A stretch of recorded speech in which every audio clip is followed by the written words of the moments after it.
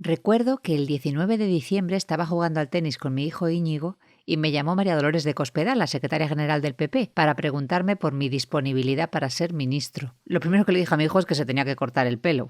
Estoy leyendo España amenazada, del exministro de Economía Luis de Guindos. Es difícil encontrar un marco mejor para presentar un libro. Gracias, señor de Guindos. Estamos aquí para recordar lo que pasó hace una década, desde su primer recorte. Empieza uno por el pelo de su hijo, con el sueldo de su ex jefe, el gasto público. Bueno, a ver cómo paras eso. Este país estuvo al borde del colapso, a mediados del año 12. Al borde del colapso. Una década ha pasado ya. Fue el momento más complicado de nuestra historia reciente. Bueno, no le voy a contar lo que pasó en 2020 porque igual ni me cree. Volvamos, 2012. Carísimo lo del rescate a la banca, ¿no? Hay una cuestión que no comparto en la terminología de su pregunta. Esto no cuesta a los contribuyentes españoles. Es un crédito a la banca que va a pagar la propia banca y debemos celebrar que nuestros socios europeos nos hayan ayudado. Bueno, ya hablaremos de eso que nos prometieron hace 10 años, pero ¿qué pasó hasta llegar a esa situación? Vamos a contarlo. Esta es una historia de ambición, de intrigas, de palcos de fútbol y de pelotazos, de poder y de cómo se forzó el rescate del sector financiero. Que eran las cajas de ahorro. Whatever. Y de cómo y cuándo se forzó el rescate del sector financiero A las cajas de ahorro. que el Partido Popular tenía en mente desde antes de llegar al gobierno. 41.300 millones de euros. No intentes imaginarlos físicamente. No, más. Mira, si echásemos un euro a un cesto cada segundo, tardaríamos más de 13 siglos en juntar esa cantidad. Quizá España tenga el sistema financiero más sólido de la comunidad internacional. 41.300 millones de euros, crowdfunding, whatever it takes. Boom, boom, boom. Los años del boom, boom, boom. Una supervisión light, ligera, hands off, manos fuera. Un sistema de saqueo. Bottom up, top down. Todo tiene riesgos. Bottom up, top down, top down. Pues se construyó en 2/3 partes de las viviendas de la Unión Europea. Boom, boom, boom. Los años del boom, boom, boom. El rating. Crédito promotor sin límites. Solo cuando estalló la crisis, todos los analistas criticaron la burbuja.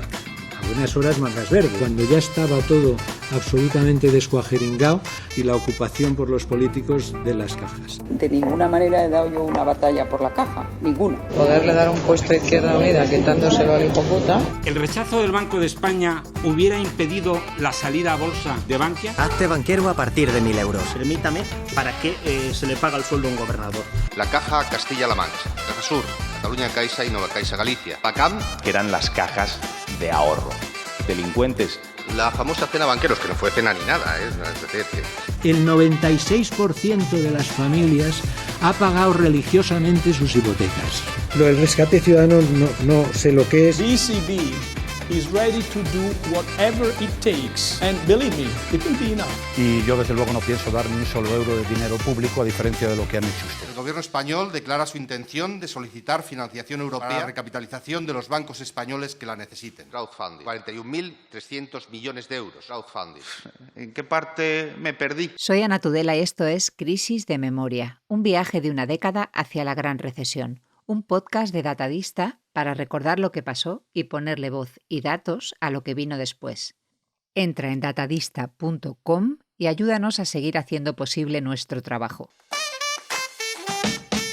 Noviembre de 2011, Génova 13. Montoro y casi todo el que va a ser el equipo económico del futuro gobierno del PP se reúnen con la prensa en torno a una larga mesa. Es un encuentro más o menos informal para explicar las líneas de la que va a ser su política económica. Los periodistas se miran unos a otros a ver si han entendido bien. Montoro ha dicho que España está dejando pasar la oportunidad de que se rescate a sus bancos, de hacer limpieza como se ha hecho en otros países. Pues esto no va a ser barato. Hay que sanear, señora. Todos los países de la Unión Europea han apoyado a sus bancos. En el año 2009 le puedo decir que en la Unión Europea en apoyos se gastaron 1.500.000 millones de euros. Hubo un país 500.000 millones de euros, otro país 286.000 millones de euros, otro 264.000 millones de euros y en España... Quizá España tenga el sistema financiero más sólido de la comunidad internacional. Pues sí, en España a finales de 2008, con Lehman ya quebrado, esto es lo que decía en Nueva York el presidente del gobierno, José Luis Rodríguez Zapatero. Pero hablábamos de rescatar a la banca con dinero público, señor Rajoy. Esa operación que se hizo en el año 2009 en toda Europa la estamos haciendo ahora. Sí, claro, señor Rajoy, pero no me venga con esas. Eso lo dijo usted públicamente cuando el rescate ya era un hecho. Antes de las elecciones decía otra cosa.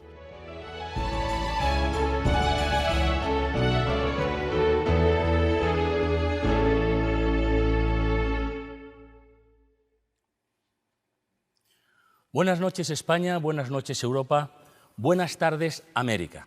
En nombre de la Academia de las Ciencias y las Artes de Televisión, les damos la bienvenida a este gran debate 2011. 7 de noviembre. Alfredo Pérez Rubalcaba, candidato socialista a las elecciones generales, que falleció en mayo de 2019, se sienta frente a Mariano Rajoy, candidato por el Partido Popular. Manuel Campo Vidal modera el primer y único debate de la campaña electoral. 17 cadenas de televisión conectan con la señal. Más de 12 millones de espectadores atienden a este debate. Hay 5 millones de parados. Hace 6 meses que Bankia ha salido a bolsa. Quedan 6 meses para que se pida dinero a Europa para rescatarla, junto a otro grupo de antiguas cajas de ahorros. La prima de riesgo española está en plena escalada hacia los 450 puntos. Alemania y Francia amenazan con dejar caer a Grecia. Un día más en la crisis de Europa. Pero también ese día, el del debate, Jorge Gómez ha ido a uno de sus sitios favoritos, el restaurante Los Torreznos. ¿Qué se debe? ¿Qué lleváis? Poca cosa.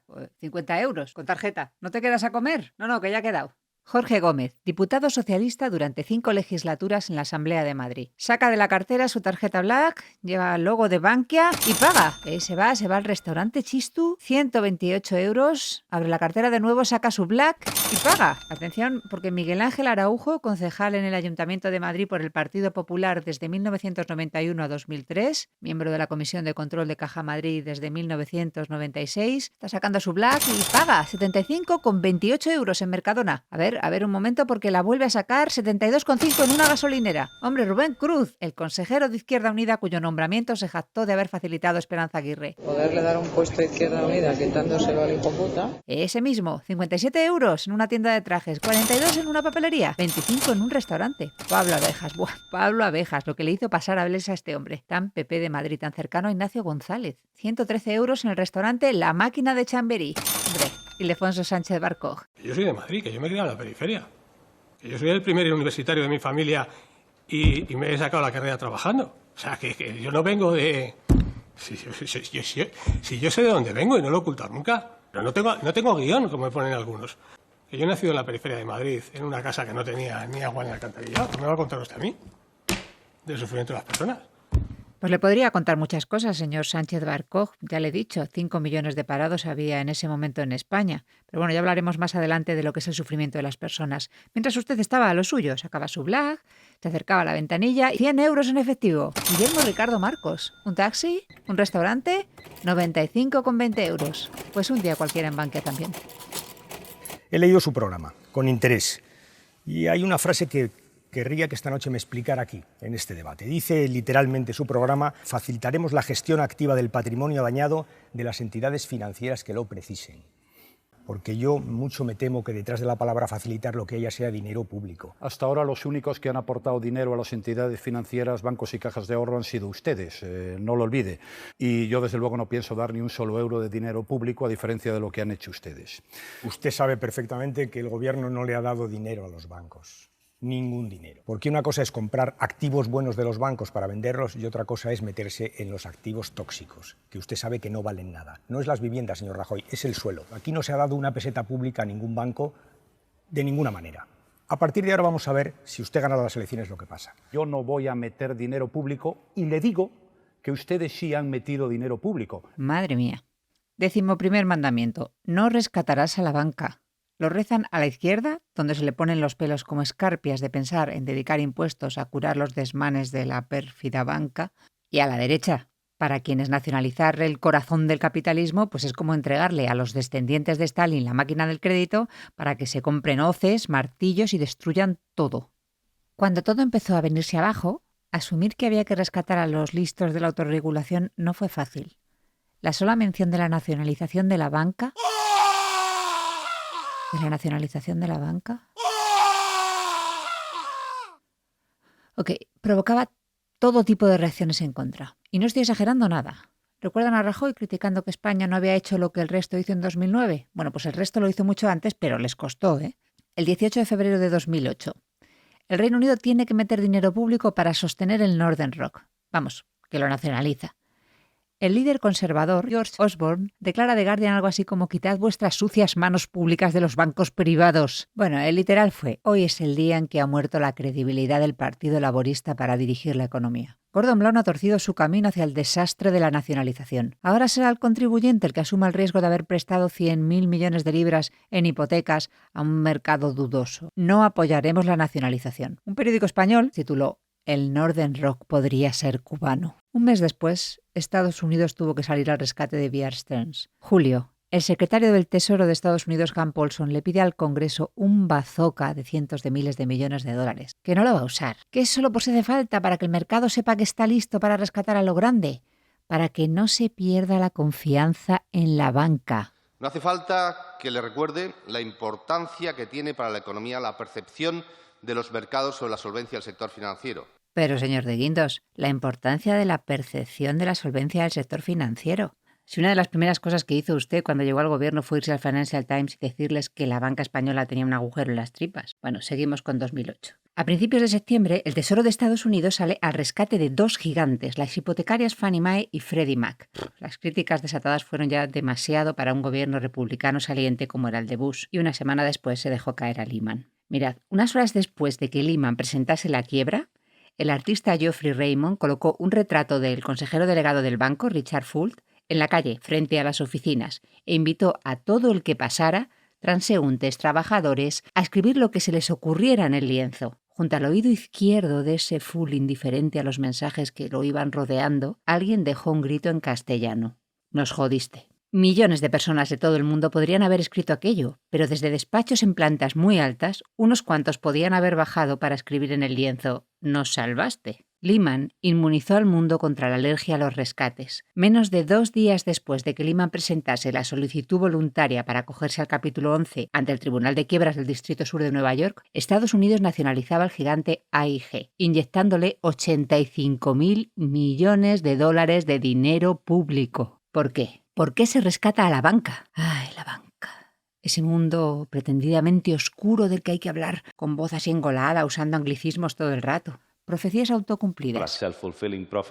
Préstamos dudosos. Non-performing loans. Supervisión, más bien poca. Una supervisión light, ligera y nada intrusiva, hands off, manos fuera. La banca. ¡Qué peligro! Quota danger. ¿Por qué? Porque los bancos crean dinero. ¿Qué dices? ¿Are you insane? ¿En serio? Anda ya. Mira, imaginemos un mundo recién estrenado. Hay un empresario, un mileurista, alguien con bici y alguien que no tiene nada. Lo típico de un mundo por hacer. Al 8º día se crea un banco, el único banco por el momento. Primer cliente, el mileurista con su primer sueldo. Buenos días, quería abrir una cuenta. ¿Cuánto tiene? 1.000 euros. Venga, vale, firme aquí. Siguiente, el banco tiene en las cuentas de sus clientes, que de momento solo es uno, 1.000 euros. Buenos días, quería un préstamo. ¿Cuánto quiere? 500 euros, que me voy a comprar una bici. Sí, hombre, sí, firme aquí. Aquí para el seguro, aquí para el plan de pensiones, aquí el aval de la nómina de sus padres. Perfecto. El banco coge 500 euros de los 1.000 que acaba de ingresar su primer cliente y se los da. Y el de los 1.000 euros tan pancho por ahí a sus cosas de mileurista. Porque en la aplicación de su banco le dicen que sigue teniendo en la cuenta 1.000 euros. Vengo a abrir una cuenta para ingresar este cheque de 500 euros que he vendido una vez y vale, no me cuente su vida. Firme aquí. El banco en ese momento tiene en las cuentas de sus clientes un total de 1.500 euros. Y esto una y otra vez, una y otra vez, una y otra vez. Buah. Imagina que a alguien se le ocurre decir que hay dudas de que el banco pueda devolver el dinero. La persona que ingresó los 1.000 euros de su sueldo y la que consiguió 500 vendiendo su bici saldrán como balas a sacar su dinero. Si nadie toma medidas para evitarlo, el que llegue primero igual lo saca. Al segundo le bajarán la verja en las narices y podrá contar a sus nietos que sufrió un corralito. Pues en España, donde lógicamente hay muchos más bancos y más clientes, no había ahorro para responder de todo el crédito que se dio durante años y años. No había ni suficientes mileuristas, ni clase media, ni trabajadora, ni de alto copete que metiese suficiente dinero en los bancos. Así que los bancos y cajas de ahorros se lo pidieron a los bancos de otros países. Cogimos el ahorro de los alemanes, de los franceses, y se lo dimos al de la bicicleta, que ya no quería una bicicleta, sino construir casas, muchas casas, que cada vez se vendían por un precio más alto.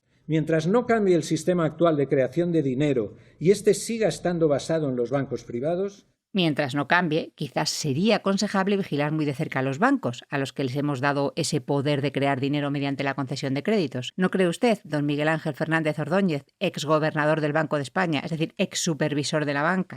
Porque la aportación de los accionistas en las crisis bancarias hoy es muy reducida y por eso los contribuyentes tienen que poner unas cantidades enormes de dinero para salvar a los bancos. Imagínese unas entidades que ni siquiera podían pedir dinero a los accionistas, como eran las cajas de ahorros, porque no se los vigiló correctamente. Se lo dice Pedro Luis Sánchez Ruiz, presidente de la Asociación de Inspectores del Banco de España. Se me releva del estricto deber de secreto. Sí. Se le quitó ese deber de secreto, se lo quitó el propio Banco de España para que compareciese ante la Comisión de Investigación del Rescate Bancario en el Congreso, que es desde donde le estamos escuchando hoy. Queremos transmitir a sus señorías que desde el punto de vista de la Asociación de Inspectores de Crédito debemos reafirmarnos en que no es cierto que no pudiera haberse hecho más desde la regulación y la supervisión financiera para evitar que la crisis del sistema financiero español tuviera lugar.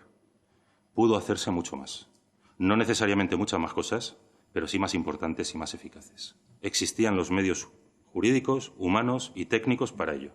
Lo que ocurrió no tenía por qué haber ocurrido, o al menos no tendría que haber ocurrido con la virulencia con la que tuvo lugar, y que aún sufrimos. Y la institución pública más capacitada para evitarlo, por competencias, medios humanos y técnicos, no cabe duda que era el Banco de España. No es cierto que no se dispusiera de soporte jurídico para poder intervenir sobre la situación que se estaba creando.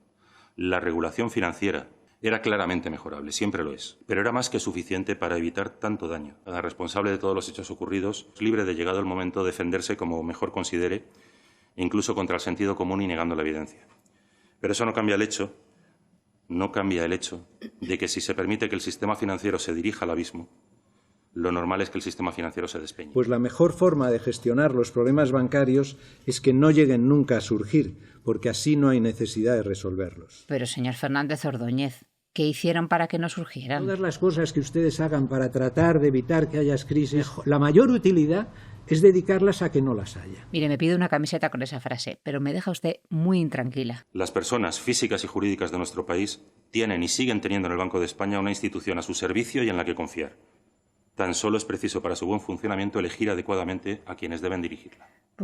Ahí queda eso. Tranquilo, señor Fernández Ordóñez, que lo más seguro es que no lo diga por usted. Bueno, no solo por usted. El señor Sánchez Ruiz compareció ante la Comisión de Investigación del Congreso sobre el rescate financiero, entre otras cosas, para hablar de aquella carta que los inspectores del Banco de España remitieron al ministro de Economía, Pedro Solbes, en 2006. Repito, en 2006, para advertir de los riesgos que se estaban asumiendo por la laxitud del entonces gobernador del Banco de España, Jaime Caruana, con el crecimiento desbocado del crédito, especialmente el inmobiliario.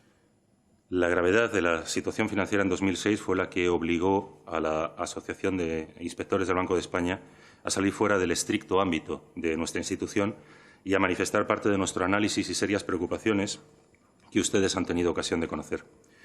Aún así, de nuevo, fuimos extraordinariamente discretos para evitar que nuestras opiniones pudieran convertirse en profecías autocumplidas. Y tan discretos no supimos de la carta hasta años después, con la crisis ya estallada, cuando la publicó Carlos Segovia en el diario El Mundo. Ustedes se la mandaron a Solbes en pleno pico de la burbuja. Hombre, la única pega que yo diría es que yo los artículos los escribía en el 2003. Y bueno, en un momento, como he dicho antes, en que la mayoría de la gente negaba la burbuja. Y los inspectores mandan la carta el 2006. Ya está todo el pescado vendido. A buenas horas mangas verdes, ¿no? Para hacerse idea de la ceguera en la que se vivía ese año cuando mandaron la carta, fue antes de que Martín Sá comprase Fadesa, creando la mayor inmobiliaria de España, o antes de que Real comprase Urbis, gigantescas operaciones corporativas, empresas que compraron otras empresas enormes, a crédito, en las que la historia ha mostrado que unos estaban escapando de lo que venía a tiempo, llevándose miles de millones de euros, y cuando digo unos me refiero a los que vendieron, Ana Patricia Botín, Florentino Pérez, Manuel Jové, mientras otros creían estar cumpliendo el sueño de su vida, tocar el cielo de los privilegiados, los ganadores, hombres hechos a sí mismos, de esos que tanto nos gustan, salidos de pueblos minúsculos, de familias que empezaron vendiendo huevos, Fernando Martín, Rafael Santamaría, señores que quisieron hacerlo todo a lo grande, empresas a lo grande, compras a lo grande, quiebras a lo grande, deudas dejadas a la hacienda pública a lo grande, y cuando ellos estaban de fiesta, ustedes alertaban ya del sufrimiento que esperaba a las familias cuando todo aquello reventase. Ya hablaremos de esa carta de 2006, pero lo que está claro es que el problema venía de lejos. ¿Qué pasó entonces en 2012, hace ahora 10 años, para que estuviésemos a punto de despeñarnos? En enero del 2012, el nuevo ministro de Economía se estrenó ante la opinión pública internacional, afirmando que el sector bancario español necesitaba 60.000 millones de euros adicionales. Las acciones de todos los bancos españoles empezaron a caer. A ver, señor Rato, que ya conocemos la guerra entre usted y el que había sido su secretario de Estado cuando usted fue ministro de Economía, el señor de Guindos. Pero, hombre, los datos aquí se respetan. No fueron 60.000 millones. Guindos habló de 50.000 millones. Era prioritario aplicar una estrategia contundente de saneamiento y recapitalización del sistema que acabara con todas las dudas. El Banco de España nos comunicó que hacía falta unos 50.000 millones de euros, tal y como yo expliqué públicamente a principios del año 2012. Públicamente, señor de Guindos. Y usted habla de la importancia de la confianza en la banca. Dijo usted públicamente que los bancos españoles tenían un agujero de 50.000 millones en las tripas. Alguien podría llegar a preguntarse si usted necesitaba de una crisis realmente profunda para poder eliminar el chiringuito que había montado en las cajas de ahorro y, entre otras cosas, echar al principal problema, que era su antiguo jefe, el señor Rato, en Bankia Caja Madrid. Bueno, señor Roldán, que no es por defender al señor Rato, entiéndame, pero el problema era muy anterior a su llegada a Caja Madrid, como demuestra, por ejemplo, la carta de los inspectores. Lo cierto es que Luis de Guindos, a principios de enero de 2012, un mes antes de tener lista la normativa, se sentó con el Financial Times, el pequeño periódico local, y les dijo que había que limpiar los balances de los bancos españoles y que las provisiones adicionales necesarias, es decir, el dinero que tenían que coger de sus beneficios o de su capital para tapar el agujero, estaban en torno a 50.000 millones de euros. Los activos problemáticos del ladrillo eran más, añadió de Guindos, 170.000 millones. Pero bueno, ya estaba provisionado un tercio y tomando casos anteriores bastaría con 50.000. Yo no sé, pero en vista de la reacción, yo creo que después de que de Guindos cuantificase el agujero, señor Mercado y señora Mercado ni siguieron leyendo. Porque también dijo que en la mayoría de los casos las provisiones se harían sin problemas, porque la banca española tenía en su mayoría beneficio. El problema seguro era manejable. Pero, desgraciadamente, en los primeros 6 meses de 2012 se produjo un hundimiento de la confianza en España y en su sistema financiero, llegando a niveles que eran inimaginables al acabar 2011. Pero, en mi opinión, lo más grave de los primeros meses del 2012 fue la pérdida de confianza en nuestros mejores bancos, con desplomes en sus ratings y cotizaciones en bolsa, que a lo largo del semestre fueron los que más cayeron entre los bancos europeos. Como saben, todo aquello acabó en el cierre de los mercados exteriores y la necesidad de pedir un rescate. Porque, claro, si alguien que está en un gobierno dice esto está muy mal, porque han venido los anteriores y hay que cambiarlo, pues entonces estamos introduciendo desconfianza. En España salen, entre enero del 2012 y septiembre del 2012, 250.000 millones. Eso es el 25% del PIB. No salieron todos de las cajas de ahorros, ¿eh? Entonces, vamos, mientras que yo estuve no tuvimos ningún problema de liquidez, ninguno, porque eso sí que se notan. Pero salieron 250.000 millones de euros del sistema financiero español. ¿Usted cree que eso salían solo de las cajas de ahorros? La comunidad financiera estaba convencida de que el sistema financiero español adolecía de una falta de reconocimiento del valor real en libros, de su exposición al sector promotor, de insuficiencia en las provisiones y de morosidad encubierta en forma de refinanciaciones. Y si no estaba convencida, ya se lo dejó usted claro. No había otra alternativa. Se había producido, señorías, la conexión entre el riesgo bancario y el soberano. El hecho es que el rescate del sector financiero español no se había hecho en 2009, cuando debió hacerse según ustedes, pero cuando usted dice públicamente en 2012 que hay que ponerse a ello porque el agujero es enorme, ya había estallado la crisis de la deuda pública en Europa. Las primas de riesgo estaban hirviendo, el euro en la cuerda floja. Poner el foco en la necesidad de salvar a la banca con dinero público no era una operación de altísimo riesgo. No había que haberlo hecho con muchísimo más cuidado y rapidez, porque esto empieza el 4 de enero con la entrevista del Financial Times, un mes antes de tener aprobadas ni siquiera las nuevas exigencias a la banca y sus detalles. En febrero de 2012, el Ministerio de Economía y Competitividad impulsó un Real Decreto Ley, más tarde denominado Guindos I, que aumentó en 50.000 millones de euros las provisiones exigidas a los bancos, especialmente los que cubrían activos problemáticos ligados al crédito promotor. Estos reales decretos obligaron a las entidades a adoptar provisiones por un importe más que relevante, y estas dotaciones extraordinarias condujeron a que las entidades tuvieran más dificultades para repartir dividendos, lo que beneficia desde el punto de vista de la capitalización, o mejor dicho, desde la no descapitalización. Permitían discriminar entre entidades con mejor y peor situación financiera, disminuyendo el riesgo de contagio entre unas y otras, y entre el sistema financiero y el riesgo soberano, y algunos otros beneficios a tener en cuenta. Pero, por otra parte, se adoptaron en el peor momento posible, en el momento álgido de la recesión en el sistema financiero. Aún así, desde la Asociación de Inspectores defendemos que es mejor actuar, sea cuando sea, que no actuar. También tenemos que decirlo. Y se actuó, pero después de contestar ¿a cuándo?, la pregunta es ¿cómo? Hubo decretos para sanear la banca, cenas con los principales banqueros del país para hablar de una entidad competidora, hubo cuentas sin auditar de una entidad financiera gigante reformulada, dimisiones más o menos forzadas, la nacionalización de Bankia, el cambio de presidencia, todo durante meses, en capítulos, a trompicones. Los medios internacionales hablando de rescate y el gobierno negándolo pero pidiendo nuevas provisiones a la banca ya sobre activos sanos. Y mientras el paro aumentaba, el coste de la deuda aumentaba, se descubría déficit público oculto y el mundo daba por hecho dos cosas: que España tendría que rescatar a parte de su sector financiero y que estando las cuentas públicas como estaban no iba a poder hacerlo sola y tendría que pedir un rescate. Un respiro. Afortunadamente en 2012 ya estaba al frente del Banco Central Europeo Mario Draghi. Super Mario.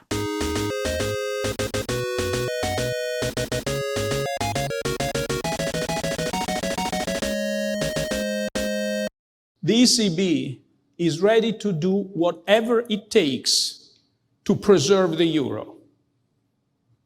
And believe me, it will be enough. Si eso se hubiera prolongado, no hubiera venido Draghi, no hubiera venido el rescate, yo estoy convencido que los bancos grandes españoles hubieran tenido grandes dificultades. Efectivamente, tiene usted toda la razón. Si Draghi no llega a decir lo que dijo y a hacer lo que hizo, en mi modesta opinión, no solo España, sino probablemente el proyecto euro se hubiera ido al garete. Mario Draghi, el hombre que salió el 26 de julio de 2012 con el euro a punto de despeñarse y la prima española en los 700 puntos, con el bazooka de hacer dinero público del Banco Central Europeo al hombro y les dijo a los mercados mirándoles a los ojos: salgan con las manos en alto. Is ready to do whatever it takes y dejen de apostar contra el euro. To preserve the euro. Estamos preparados para hacer lo que haga falta. And believe me, y créanme, it will be enough. Será suficiente. Y funcionó. Draghi se había estrenado el 3 de noviembre de 2011 al frente del Banco Central Europeo. Sí, unos días antes de aquel debate entre Rubalcaba y Rajoy. Ladies and gentlemen, welcome to our press conference. Today is the first time that I have had the privilege and the pleasure of chairing the meeting of the Governing Council of the ECB. Se estrenó bajando los tipos de interés. La cosa pintaba muy mal. La Autoridad Monetaria Europea iba tarde en todo. Draghi demuestra nada más llegar que sabe a qué viene, que él no es Trichet. The Governing Council decided to reduce the key ECB interest rates by 25 basis points. Ese día, Francisco Javier López Madrid, ex consejero de OHL, consejero entonces de Bankia, antes en Caja Madrid en representación de la patronal empresarial, también conocido por ser el compillogui de la reina, también conocido y a la espera de juicio por sus presuntos vínculos con el comisario Villarejo y el acoso a la doctora Pinto, también conocido por sus presuntos vínculos con el caso Lezo. En fin, López Madrid saca su black en un hotel de la cadena Four Seasons y paga 2.186,21 euros. Rodrigo Rato saca su black y paga 765,72 euros en Iberia. Antonio Cámara, consejero de Bankia a propuesta del PP, tintorería, farmacia, FNAC Castellana, el Alcampo de Pío XII, 116,13 euros. Miguel Ángel Abejón, que estaba en la comisión de control, a propuesta de UGT, saca su black, 112,7 euros en Custo Barcelona de las Rozas. Pedro Bedia, propuesto por Comisiones Obreras, 109,71 euros en una librería. Rubén Cruz, 109,3 en el restaurante La Vasca. Romero de Tejada, Araujo, Rodríguez Ponga, Paco Vaquero, Jesús Pedroche, gente del PP, del PSOE, de Izquierda Unida, de sindicatos, de la patronal, tiran de black para gastos extraordinarios y cotidianos, sin declararlo a Hacienda. Dinero de una entidad que pasa por gravísimas dificultades. Y gastan porque para ellos es lo normal, llevan años haciéndolo. Hacen ese día, el del debate, antes de las elecciones, después de las elecciones, pero hay un cambio en el patrón de comportamiento de uno de ellos el mismo mes en que Luis de Guindos anuncia, tras el Consejo de Ministros, las nuevas condiciones que el Gobierno acaba de aprobar para el sector financiero. El día que los anunciados 50.000 millones de euros ya tienen por encima un membrete oficial y no la cabecera de un periódico. Decreto ley de reforma del sector bancario, también el Consejo de Ministros, ha incluido en el Real Decreto Ley una serie de consideraciones, una serie de preceptos en relación con lo que son los sueldos de los administradores y de los directivos de las entidades de crédito que han recibido ayuda pública. Si vamos a las que tienen asistencia financiera, lo que se denomina el FROB 1, en lo que hace referencia a lo que son el personal de alta dirección, es decir, presidente, consejero delegado o director general, la retribución fija máxima será de 600.000 euros al año. Entre esas entidades que habían recibido asistencia del llamado FROB 1 estaba Bankia. Luis de Guindos llegó al gobierno y le recortó el sueldo a los directivos y ejecutivos de las entidades que habían recibido dinero público. Y el más perjudicado era su antiguo jefe, Rodrigo Rato. De Guindos le bajó el sueldo de 2,3 millones de euros al año a 600.000 euros. Ese mismo mes, Rato cambió el patrón de uso de su tarjeta Black. Antes de ese momento la había utilizado la inmensa mayoría en comercios y restaurantes, solo una vez para sacar dinero de un cajero. Pero desde febrero de 2012 empezó a hacer reintegros sistemáticos de 1.000 en 1.000 euros. Sacó 1.000 el 22 de febrero, otros 1.000 el 23, otro tanto el 27, 1.000 más el 28, sacó en marzo de 1.000 en 1.000 y en abril. Los últimos 1.000 euros en cajero los saca el 5 de mayo, 2 días antes de su atropellada dimisión. Rato gastó con su Black 99.054 euros. De cajero sacó algo más de 16.000 euros, casi todos en esos primeros meses de 2012 que fueron sus últimos meses en Bankia. La Black es por el momento el único motivo por el que ha ido a prisión. Devolvió el dinero y, por supuesto, cuando compareció ante la Comisión del Congreso antes de la sentencia sobre las Black, aseguró que nunca le vio ningún problema. Cuando yo llego a Caja Madrid, a mí no me informa nadie de que esas tarjetas tienen ningún problema. Esas tarjetas no las daba yo, las daba en la Secretaría del Consejo. Que ahí hubo errores, no los voy a negar, ya los estoy pagando, aunque solo sea desde el punto de vista reputacional. Eran unas tarjetas de gasto que yo no consulté nunca. Respecto al decreto de Luis de Guindos no fue suficiente, ni generó confianza. Al contrario, lo que ocurrió en los meses siguientes estuvo a punto de llevarse el euro por delante. Se hiciera lo que se hiciera, la mecha de una bomba gigantesca seguía consumiéndose a toda velocidad en las tripas de la banca española. Se había encendido muy pronto, y no fueron las familias viviendo por encima de sus posibilidades. Esa es una de las mayores falacias de la historia de la crisis. Como les dijo un banquero a los periodistas off the record en 2003, las familias españolas dejan de comer antes que dejar de pagar su casa. El problema por el cual han caído sobre todo cajas y esto ha sido por la promoción y por la construcción, no por las familias. Quien dejó de pagar en masa sus créditos en cuanto estalló la crisis y generó el tremendo agujero de la banca fueron los promotores inmobiliarios y las constructoras. Seguramente aquello llegó a algo verdaderamente tremendo. Datos. En diciembre de 2007, la morosidad de los créditos concedidos por la banca a promotoras inmobiliarias era del 0,53%, 1.599 millones de euros de dudoso cobro. Nada. 6 meses después, junio de 2008, antes de lo de Lehman, ya era casi del 2%, 6.203 millones de euros en créditos de dudoso cobro. Diciembre de 2008, cuando Zapatero iba diciendo lo del sistema más sólido del mundo, ya era el 6,11%, 19.416 millones de euros de dudoso cobro. Diciembre de 2011. La morosidad del sector promotor estaba ya en el 21,42%. 64.000 millones de euros en impagos. Y si miramos la construcción se añaden otros 19.000 millones. ¿Y las familias? La morosidad de las hipotecas de las familias, a pesar de que el paro superaba el 20%, no llegaba entonces ni al 3%. Es que la subprime tenía morosidad del 40%, del 50%. Y la morosidad más alta que se llega en España de hipotecas, pues yo creo que debe ser del 3-4%. O sea, el 96% de las familias ha pagado religiosamente sus hipotecas. Y esto no se lo podía creer nadie. Y llegaban los americanos y decían, oiga, ¿cómo me dice usted que en España la gente paga? Si además ustedes son más pobres, tiene una crisis, tiene no sé qué. Pues lo siento mucho, pero pagan. Probablemente por razones que se han querido cambiar y que yo he visto, de que uno se queda sin la casa, de que además le persiguen luego con la nómina, probablemente por razones que a lo mejor no son las mejores desde el punto de vista social y ustedes estudiarán cómo cambiarlas, ¿no? Seguramente. Pero desde el punto de vista de la solidez de la banca española... Sí. Señor Fernández Ordóñez, ¿sabe lo que decía usted en febrero de 2012 sobre esas familias que pagaban religiosamente sus hipotecas cuando los estadounidenses se sorprendían porque eran pobres? Que había que bajarles el sueldo. Lo de que yo digo que se tenían que bajar los salarios y tal, hombre, se puede decir porque indirectamente las negociaciones de empresa hubieran llevado una mayor responsabilidad y por tanto me puede achacar y veo muy difícil que sin bajadas de salarios no se hubiera caído. ¿Cómo? No he entendido nada de lo que ha dicho. Por cierto, yo me lo bajé el 15%. Pero cierto, vamos. Usted se bajó un 15% los 194.148 euros que cobraba al año. Pasó a cobrar 165.026 euros. No es nada.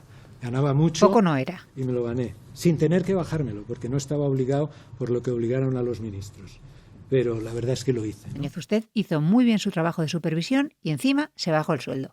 Soy el único gobernador que ha ganado menos que el anterior y menos que el siguiente. Pero bueno, gano mucho. En fin, dejémoslo ahí si le parece. Rato salió de Bankia 2 años y 3 meses después de haber sido nombrado presidente de Caja Madrid. Llegó en teoría para cerrar una dura guerra por el poder en la Caja. Una guerra cuyo comienzo está concentrado como una pastilla de Becren en un correo enviado el 1 de febrero de 2008 a su antecesor, Miguel Blesa, en el que se menciona a rato y que tiene como asunto la siguiente frase: una historia para destruir después de ser leída. Pero esa guerra, que implica empresarios, sindicatos, políticos de todo signo y nivel territorial, te la vamos a contar en la próxima entrega. El Partido Popular de las autonomías estaba ferozmente en contra y hicieron una presión enorme, ¿no?, al presidente Rajoy para que no saliera eso. ¿Por qué? Porque perdían las cajas. Bueno, pues ¿sabe usted que a los 2 días hubo 2 comunidades autónomas, Galicia y Madrid, gobernadas por el PP, que llevaron el tema al Tribunal Constitucional porque se les quitaba esas competencias? Y yo, como aunque no soy del PSOE, pues uno tiene unos ciertos sentimientos, dije, hombre, es increíble, ¿no? A los 2 días, la Comunidad de Cataluña y de Andalucía, gestionadas por el PSOE, llevaron al Tribunal Constitucional también el tema. Lo único que puedo decir es una conversación que quiero olvidar con el señor Camps para que no interviniéramos la CAM. Que se negaban a hacer fusiones interregionales, no se rían ustedes. Se negaban absolutamente, cada caja no podía ir a otra caja, no podía ir a otra región y no podía y tal. Y sin embargo, se hicieron todas fusiones interregionales, a la excepción de las cajas gallegas, asunto por el que felizmente no me han preguntado. La comunidad autónoma, porque uno mira el Parlamento gallego y no solo era el señor Feijóo, ya había una idea muy grande de la galleguidad y de todo esto, ¿no? Eso costó mucho dinero. Resulta que las cajas gallegas han costado 9.000 millones, la comunidad autónoma de Galicia no paga. O usted le deja la decisión de vetar fusiones a la comunidad autónoma de Galicia y si sale mal el presupuesto de la comunidad autónoma de Galicia paga 9.000 millones, o usted no le deja, que es lo que tenemos ahora y me parece más correcto, y si usted se equivoca, Banco España o quien sea o tal, el Estado paga. Recuerda que en la zona de crisis de memoria de Datadista tienes los gráficos, los documentos y el guión de este capítulo, con la referencia a dónde, cuándo y por quién se dijo cada una de las frases que aparecen en el capítulo y la fuente de los datos. Suscríbete a Datadista, ayúdanos a seguir contando la historia, para que no se borre.